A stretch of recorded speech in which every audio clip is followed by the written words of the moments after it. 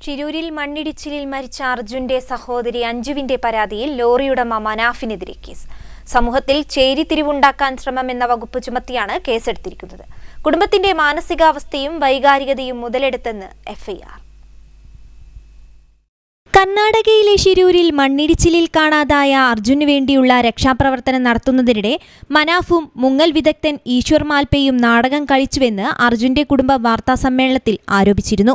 ഇതിനു പിന്നാലെയുണ്ടായ സൈബർ അധിക്ഷേപങ്ങൾക്കെതിരെയാണ് കുടുംബം Kozhikode city police കമ്മീഷണർക്ക് പരാതി നൽകിയത്. വർഗീയ അധിക്ഷേപം നടക്കുന്നതായും പരാതിയിൽ ഉന്നയിക്കുന്നു.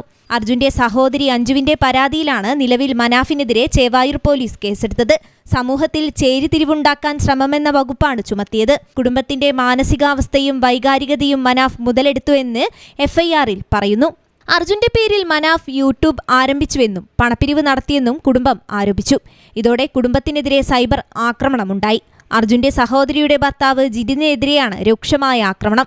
രാഷ്ട്രീയ വർഗീയ ലക്ഷ്യങ്ങളാണ് കുടുംബത്തെക്കൊണ്ട് ഇത്തരത്തിലൊരു ആരോപണം ഉന്നയിക്കുന്നവർക്ക് പിന്നിലെന്നാണ് പ്രധാനമായും ഉയർന്ന ആരോപണം. സംഘപരിവാർ അനുകൂലികളായതുകൊണ്ട് ജിതിൻ ഇത്തരം ആരോപണങ്ങൾ ഉന്നയിക്കുന്നതെന്നും പ്രചരണമുണ്ടായി.